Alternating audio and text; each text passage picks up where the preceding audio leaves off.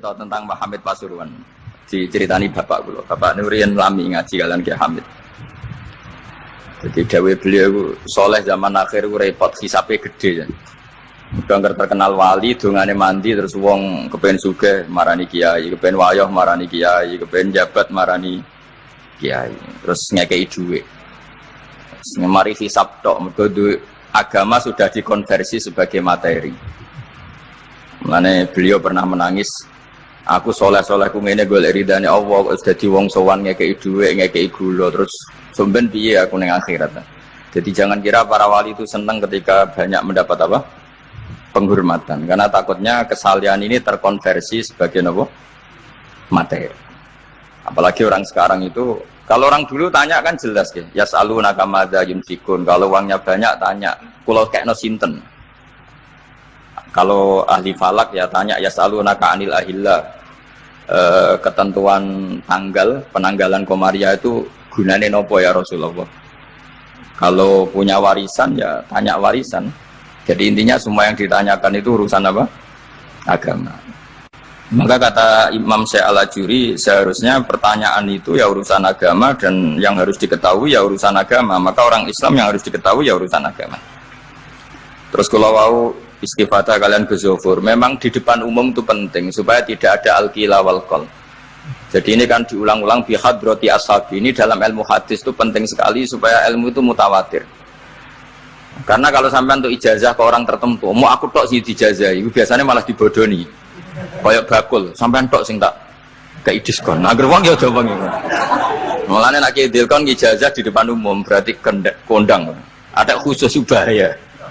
Ini mesti klenik nih. Mune ku kanca kula sak kelas kalian Gus Munib. Jadi orang itu, makanya saya ngaji itu pede di depan umum. Karena kalau salah ya dibenarkan Gus Zofur, kalau benar juga jarannya akeh. Tapi nak ngaji mbek wong loro dhewean iku terus kok cocokan. Nak salah aja kodo-kodo ya kan. Jadi memang ilmu itu suka yang mutawatir saya karena validitasnya jelas. Makanya dulu itu dikaji ya. Hadis kok enggak mutawatir itu enggak mutu. Paling firrut batil ulya tentu yang apa? Mutawatir. Dikatakan bi hadrati ashabi atau ketika Nabi khutbah. Apalagi pidato Nabi di hajatil apa? Wada'. Sehingga hadis ahadi itu banyak yang masalah. Karena satu ada subjektivitas rawi. Kalaupun soha itu ada subjektivitas rawi. Seperti yang diceritakan Gus Zofur tadi, Abu Dzar itu orangnya soleh. Tapi punya subjektivitas kesolehan yang sangat individualistik. Sehingga beliau diasingkan sama Sidina Utsman di Robadah gitu. Karena apa kesalehannya ini bikin publik itu agak gaduh. Nggak kebayang kalau para sahabat itu ngikuti siapa? Abu Dzar. Karena ada kesalehan pribadi yang mengganggu kestabilan publik. Jadi Abu Dzar nanti kan diberi kesempatan pidato, seneng dunia orang di duit rapopo, gak badek, gak popo, gak pidato, gak urip mau sedih lu akhirnya. Mau itu kan Pekalongan pikir kabeh. Mau orang iso gawe acara pengajian ini. Sehingga kesalahan-kesalahan pribadi itu ya dianggap Abu Dzar soleh itu urusan beliau. Makanya komentar Imam Ghazali tentang Abu Dzar, faqad kana min ashabi Rasulillah man huwa a'lamu minhu wa man huwa awra'u minhu. Tapi ternyata tidak punya pilihan kayak Abu Dzar. Beliau itu nanam anggur saja nggak berani. Karena takut sebagian anggur kalau terbeli pasti sebagian itu dipakai syaribul khamr. Jadi kira-kira Abu Dzar hidup sekarang nggak berani beli pulsa karena digoweanan kadang demenan macam-macam. Iya kira-kira nggak berani jual pulsa. Mungkin jual badai juga agak berani. Nak kanggo wong engkek kan terus dinggo ngerayu wong lanang juga berani kira-kira seperti itu. Nanti jual pulpen ya agak berani. Ya nak dituku santri gue ngaji, nak dituku mereka gue korupsi tanda tangan gue. Jadi, wah itu kalau jadi gerakan masif kan orang bisa mati semua. Ini. Masyhur itu khilafnya Abu Dzar dan Sayyidina Utsman radhiyallahu anhu. Jadi sehingga saya sendiri secara pribadi itu sering ikuti Mbah Mun yang ngendikan di depan publik. Meskipun saya sering, terutama Gus Zofur tentunya, sering dapat wasiat khusus. Tapi saya tetap lebih senang yang ngendikan di depan publik. Karena ukurannya lebih jelas. Ya saya ulang lagi, ukurannya lebih jelas. Satu, saksinya banyak. Dua, pasti itu ukuran umum. Cek sing cerdas, setengah cerdas. Tapi kalau ngendikan khusus kan, cung. Jadi kiai itu ya nak subuh aja kodok itu kan nasihat campur ngenyak itu kan. Karena apa ya, itu kan agak-agak ngamuk tapi halusan itu. Jadi tapi kalau umum kan standarnya jelas apa? Standarnya apa? Jelas. Ya saya teruskan. Jadi bihadroti ashabi itu menurut saya kata kunci karena pentingnya mutawatir. Terus menyangkut pertanyaan tadi yang Gus Zofur hilang, nggak semua pertanyaan harus dijawab. Sebetulnya saya juga ngeritik. Nggak semua yang diunek-unek sampean itu takokno. Kadang wong yo takok nasib. Kita misalnya saya itu sering punya utang 1 juta gak iso nyaur. Kadang wong takok kula diutang 1 miliar carane nyaur piye. Wong kene diutang 1 juta carane nyaur kok ditakoki sing utange napa? 1 miliar. Kula nu santri, bojone 3 wong sugih. Kowe iku urang kesuwan kula takok carane ngrukono bojone. Ya kene bingung, piye carane? Bojo sitok kowe kudu urip malah. Ditakoki. Bojo napa? Nah ternyata santri itu terinspirasi oleh cerita-cerita. Syaratnya wali itu kudu di bojo cerewet. Nak sitok cerewet wali, pemenang nak telu dia cara berpikir begitu. Nah, itu yang bojo pertama itu ngancam nak masih sah dengan istri kedua ketiga mau bunuh diri. Terus dia nate nyuwun sewu melapatkan tolak. Terus takok teng kula. Niku termasuk mukroh napa boten Gus? Karena saya melapatkan itu dipaksa diancam. Bojo pertama mau nopo? Disuware. Lah iku nang fikih kan hanya ada sartul ikrah itu mukrih harus mampu mewujudkan mahaddadahu. Kena arah Mekah tak patah. Ini ndak kasusnya unik. Umumnya bab ikrah di fikih kan nak ora kita patah ini ndak. Ini kasusnya beda. Nak rabok turuti aku mati. Itu kan bingung. Ya saya setelahnya Gus Zofur ya jawab bahwa alam nunggu Jibril ya sudah akan datang gitu. Artinya gini ya, problem kita kekinian itu setiap masyarakat punya iskal atau punya grundel itu ditanyakan kiai. Padahal seharusnya tidak sesuatu yang harus apa ditanyakan. Misalnya kayak gawane di bojo akeh ya mesti sumpek, ngurmat wong wedok sitok sumpek kemudian telu. Terus gawane wong duwe utang akeh ya sumpek. Hal-hal seperti itu kan lazim. Sebenarnya nggak perlu ditanyakan, biasa wae standar. Tapi kita ini sering menuntut orang lain menjadi solusi ya bagi orang itu. Makanya saya kalau ngajar di Jogja itu sering cerita begitu. Problem orang kota itu adalah kalau punya beban itu dibebankan ke negara atau ke kiai atau ke ustadz. Padahal beban ini sebagai hukuman karena kesalahannya apa? Sendiri. Saya masih ingat betul ketika kasus Aid. Mbah Mun itu orang yang sangat syafiq li ummati, sangat syafiq lah, sangat syafaqah pada umatnya. Ketika ada seorang dokter peneliti obat Aid, itu sangat tertantang, dia sangat obsesi bisa menyembuhkan Aid. Aid yang karena free sex ya, bukan karena ketularan. Saya ulang lagi, yang karena seks bebas, bukan karena ketularan. Itu tidak biasanya yai duka. Baru pertama itu saya melihat yai itu agak duka. Terus beliau tidak jawab, tapi setelah dokter itu pulang ngendikan begini. Pangeran itu kadang ngersakno kabeh iku ana sangsine, cara bahasa modern ana sangsine. Ya tujuane pangeran iku wong ben tobat ben balik nang Allah. Jadi ana wong uripe ngawur diutang, ya sangsine wong urip ngawur diutang ben uripe apik. Intinya Mbah Mun tuh mau ngendikan kesalahan itu pantese ya ana sangsine ben wong tobat. Lah saiki kiai iku nek ditakoki ngono berusaha cari solusi sanksiku, padahal Allah kepengen memberi sanksi. Enggak sampean misalnya zaman mondok ras regep terus bareng saiki dadi kiai bingung terus kula kan dadi solusi Gus kiai donga laduni. Wong pangeran ngekeki sanksi kuwe zaman mondok ras regep. Ben ora rasane isin maca keliru di depan umum. Malah yo ijazah napa? Laduni. Jadi itu pelajaran bagi saya menurut saya. Jadi kata Mbah Mun la'allahum yarji'un itu la'allahum yantahun yang di Quran itu satu kesalahan itu pasti Allah itu menghendaki ada apa? Sanksi. Tentu maksudnya Allah baik supaya tobat. Tapi sekarang sanksi itu mau dihilangkan. Kadang konsultannya itu kayak bojo kepengen minggat. Sing lanang tak takoki kena apa? Mun lami Gus boten kula nafakoi.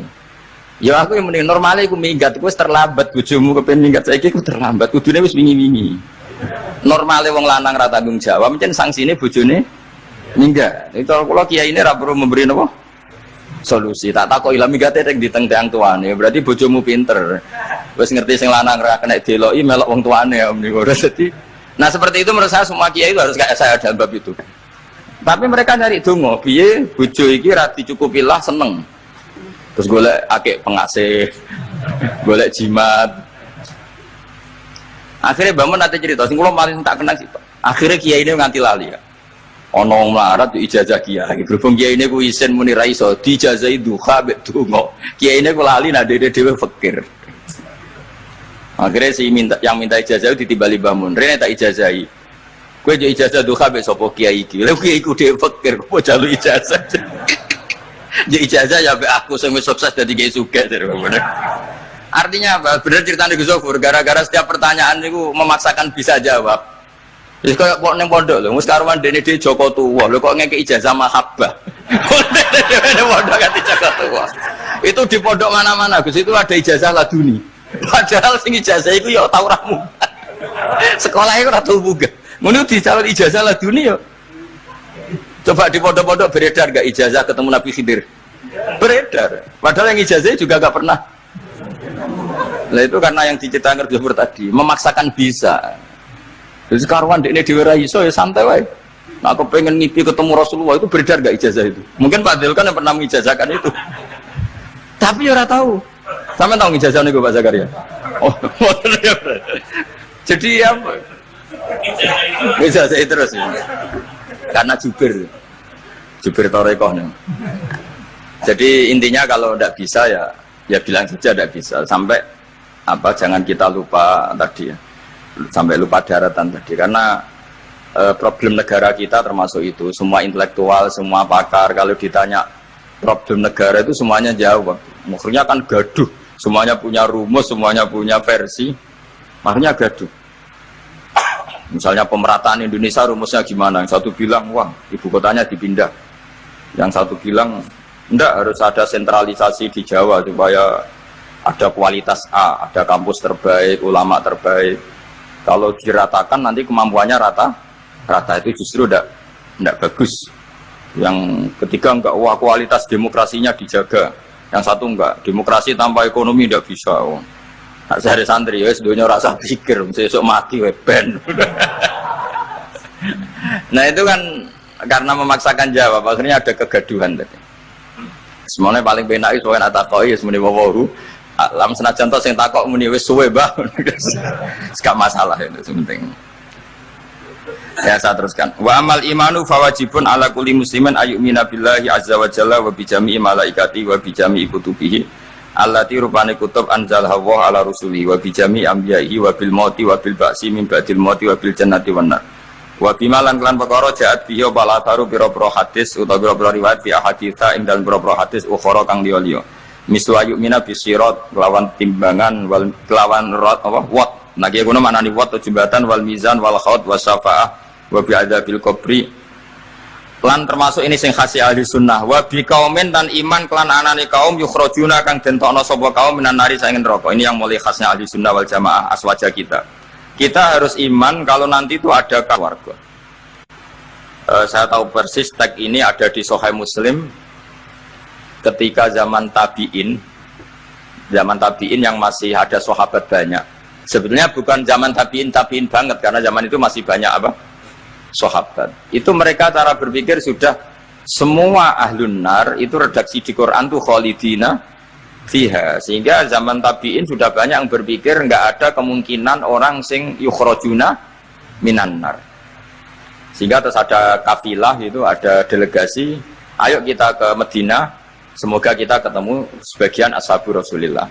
Sehingga cerita akhirnya ketemu beberapa sahabat. Di situ diceritakan ada Jabir, ada beberapa lah yang sahabat sepuh bahkan. Nah terus si Jabir ini, sahabat Jabir ini cerita kalau itu memang ada di syafaati Rasulullah Shallallahu Alaihi Wasallam. Tapi satu kontingen ini yang tetap berpikiran tidak ada syafaat itu banyak. Alasannya semua cerita tentang ahlun nar adalah khalidina fiha.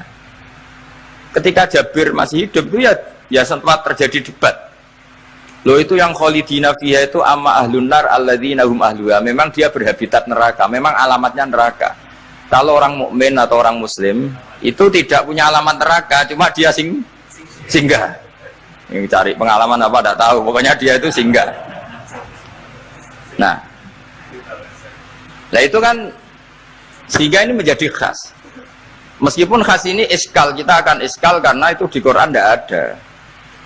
Tidak ada, maksudnya nggak ada secara sorry yang menerangkan ada kaumin sing yukhrajuna minan nar. Makanya saya Al-Ajuri ngendikan ciri khas ahli sunnah adalah mengimani adanya kaum sing yukhrajuna minan nar. Karena itu zaman tabi'in sudah ada polemik.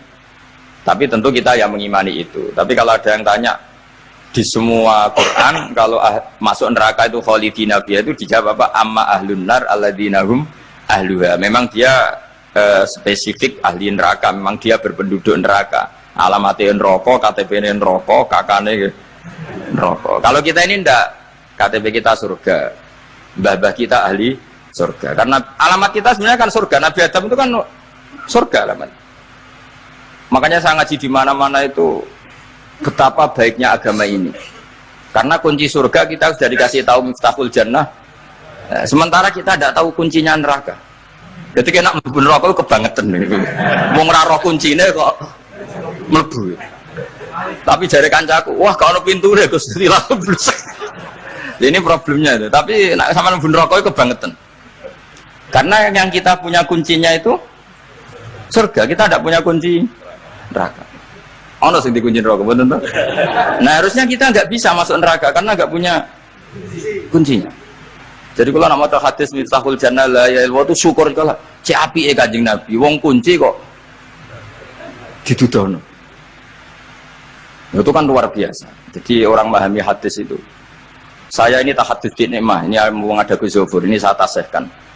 Wal asri demi masa, demi waktu. Saya ketika baca ayat yuridu wa bikumul yusra wala yuridu bikumul usra. Dengan ayat wal asri demi waktu. Itu memang luar biasa Islam itu. Coba ya. Kita baca kalimat tauhid itu kan hanya butuh waktu setengah menit, mungkin tidak ada la ilaha illallah Muhammadur Rasulullah. Waktu yang sesingkat itu bisa menghapus kekafiran di masa lalu. Jadi misalnya orang kafir 70 tahun itu terhapus kekafirannya hanya dengan singkat melafadzkan la ilaha illallah Muhammadur Rasulullah. Dan waktu pas dia melafadzkan syahadat ini momen paling dikenang ketika nanti di akhirat. Wal asr, demi waktu. Jadi artinya apa? Momen terbaik kita adalah ketika melafadzkan itu. Dan kalimat itu mudah. Dan sah, asal belum yughorhir, belum kelerek-kelerek, sah. Dan tanpa syarat. Misalnya sholat tidak butuh suci, butuh nutupi aurat, butuh melakukan rukun dan syarat. Syahadat enggak. Lau talaffadza kafirun bihadhi syahadah mesti apa sokat hadhi syahadah. Padahal kafir orang adus ijek junub. Itu langsung sah. Betapa mudahnya agama ini. Kalimat yang menyelamatkan orang-orang dari neraka kemudian nggak banyak prosedur untuk menjadi sah. Nah ini saya cerita ya betapa agama ini mudah. Ya kan kalimat yang bisa menghilangkan kekafiran kemudian tidak banyak syarat. Coba kalau kamu mau sholat syaratnya kan macam-macam. Mau zakat syaratnya macam-macam. Tapi kalau mau bersyahadat, orang kafir kalau bersyahadat itu ada syaratnya enggak? Ya syahadat saja. Itu wal asr demi waktu. Betapa Islam itu menghormati waktu. Momen paling penting tentu kenangan kita adalah baca apa? Syahadat. Sehingga setiap Nabi ditanya iman atau Islam tadi kata Gus Zofur gak boleh dipisahkan ya. Ukurannya antas syahadah alla ilaha illallah wa anna muhammadar Rasulullah. Ya saya teruskan ya. Jadi khasnya kita adalah meyakini wa bi qaumin yukhrajuna minan nar lan kita kudu yakin anane kaum yukhrajuna kang den tokno sapa kaum minan nari sangen neraka fa yudkhuluna mengko den lebokno sapa inubi ahlul haq min ahlil ilm. Atau yang mirip-mirip ini yang diimani oleh ahlul haq min ahlil ilm.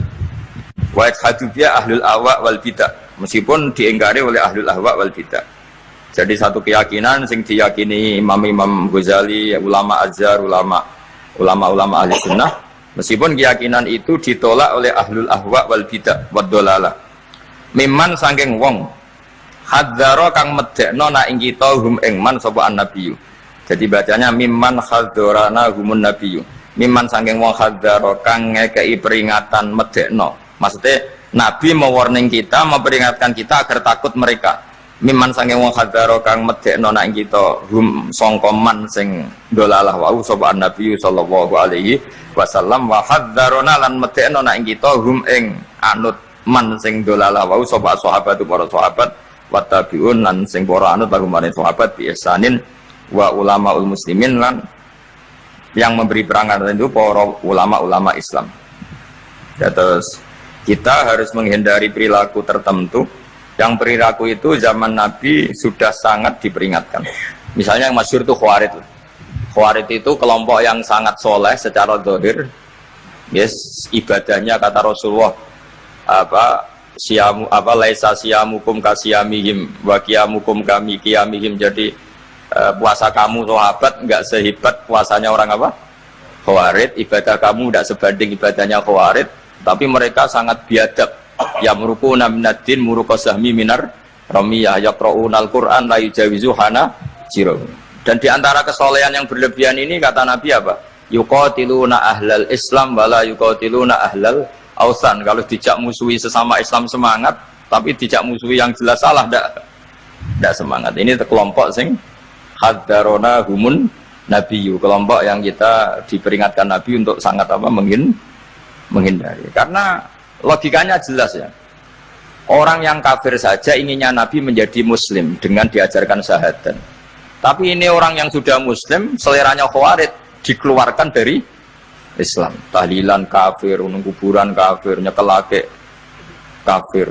Apa saja menjadi kafir. Ini pertanyaannya kan, inginnya seorang nabi itu kan tentu dari kafir menjadi muslim. Ini yang sudah Islam menjadi kafir. Maka cerita-cerita di beberapa ulama, ini kenangan saya ngaji di sini. Ini sekaligus cerita penutup. Ada orang ekstremis ketemu Islam alim. Terus ketika melihat ahlul ma'asi itu maksiat, ahlul ma'asi ketika maksiat sedang maksiat.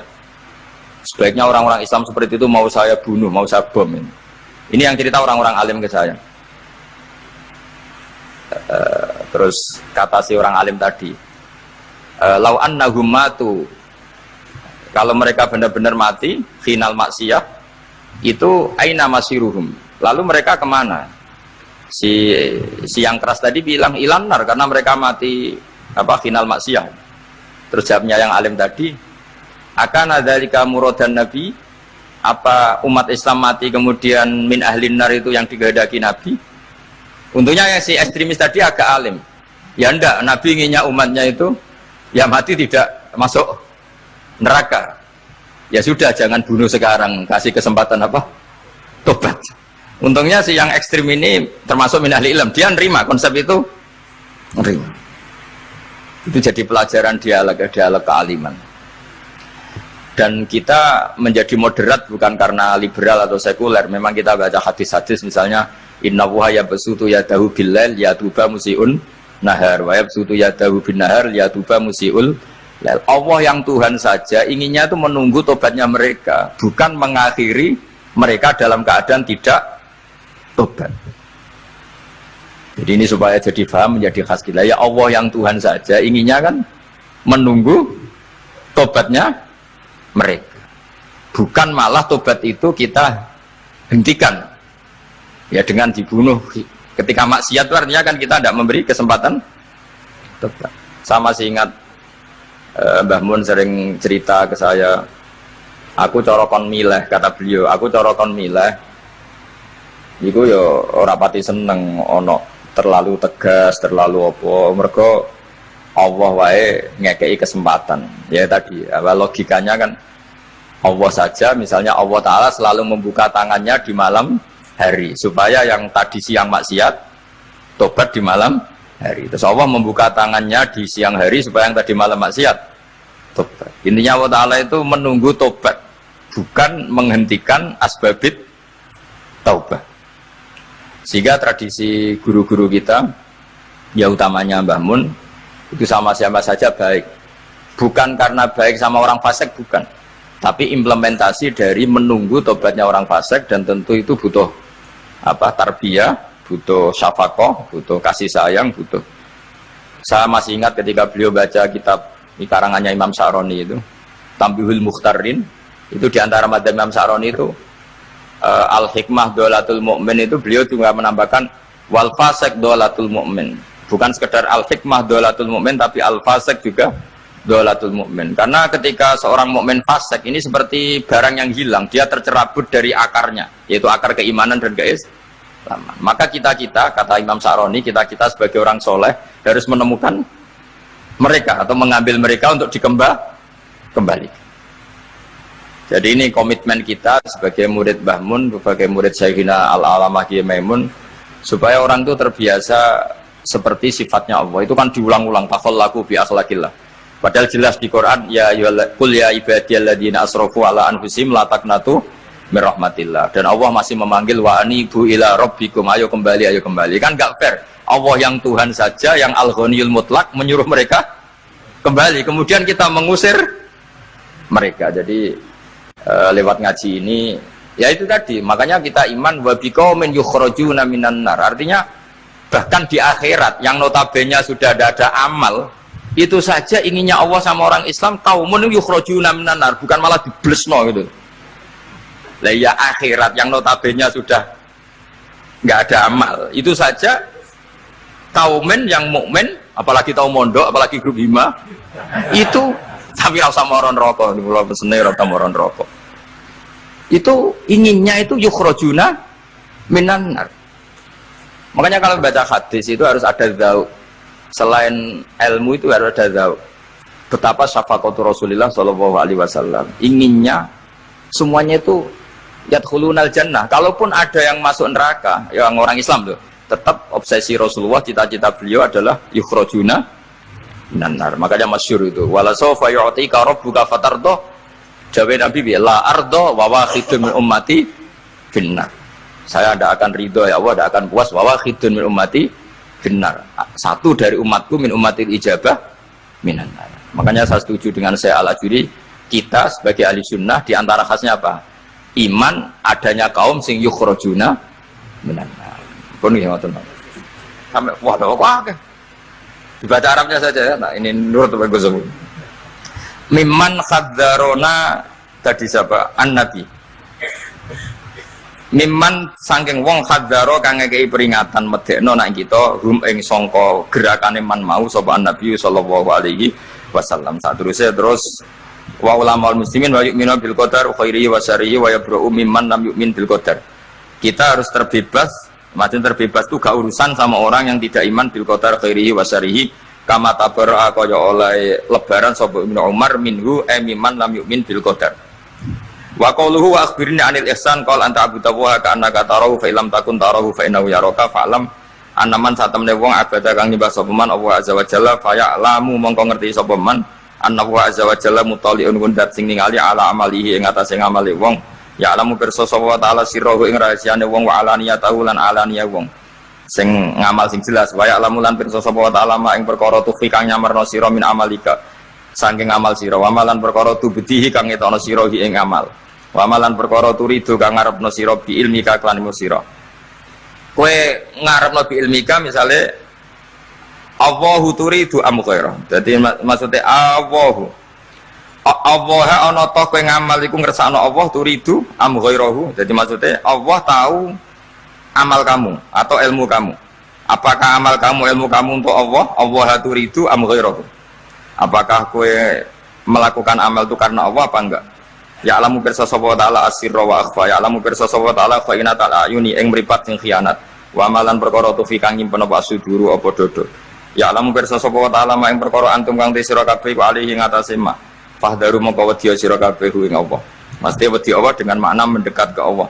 Paman mengkoti sapane wong roa iku jaga sapa man hadhihi ing ikilah halah hadhil halal atau hadhil ya wa hadhil halah perilaku ini bikal bihi lan atine man wa bi niku ya napa Pak niku faman roa hadhihi bikal bi wa ya'lamu lan ngerti sapa wong ing iki khasya mengko wedi sapa man menawa azza wa jalla wa khaufahu lan wedi sapa wong wa abadahu kama lan nyembah sapa wong ing Allah kama amara kaya oleh merintah sapa wong ing man Fa in kunta mongko lamun ana sira an hadil muraati sange ilang ngrekso ati nak dipirsani Allah ana iku fi ghaflatin ing dalem lali fa innahu mongko satune Allah taala ku ya ora kamirsani sapa wa kang sira suma ilahi mongko nuli maring Allah sarasan marjuka te bali sira fa yunabdu ka mongko nyritakno sapa wa kang sira bima kunta kelawan barang sing apa wae ngamal tak malu nglakoni sira ku ing man fahdar mongko wedya sira al ghaflata ing lali fi ibadatika ing dalem oleh nyembah sira iya ing Allah wa'budhu lan nyembah sira ing Allah kama amraka kaya oleh merintah sapa kang sira la kama turidu ora kok kaya sing mbok karepno dadi nyembah Allah sebagaimana perintahnya bukan seperti yang kita inginkan wasta'in lan jaluk tulung sira bihi lan Allah wa atasim lan tetanggena sira bihi lan Allah fa innahu mongko satemene wa ta'ala kula yaqta ora bakal mutus hubungan sapa Allah ora bakal mutus rojak sapa Allah man ing wong lajak kang ngungsi sapa man ilahi maring Allah. Allah tidak akan memutus harapan orang sing mengungsi ke Allah. Maksudnya Allah akan selalu menuruti harapannya. Toh waqad dominalan hale teman-teman wis nanggung sapa wa taala liman kedhe wong eta soma kang cecekelan sapa man bi lan Allah. Allah nanggung ayah diaku. Ing yen to nunjukna sapa Allah ing man ila siratal mustaqim maring dalan sing jejeg. Kita tahu Syekhina sering cerita, sering motivasi apa walladzina jahadu fina lanahdiyannahum sebulana asal kita serius ilallah pasti Allah akan menunjukkan jalan. Ketika itu beliau cerita Mbah Zubair pernah ditanya Kiai Alim Lasem, ada dialog antara Mbah Zubair dan orang alim. Mbah Zubair itu ketemu orang alim yang ahli falak tapi mungkin nggak sealim fikih atau nggak sealim tafsir dibanding Mbah Zubair. Tanya Mbah Zubair, Masjid Wali Songo itu tak falak pakai Yaumar Rasdil apa? Kiblat itu.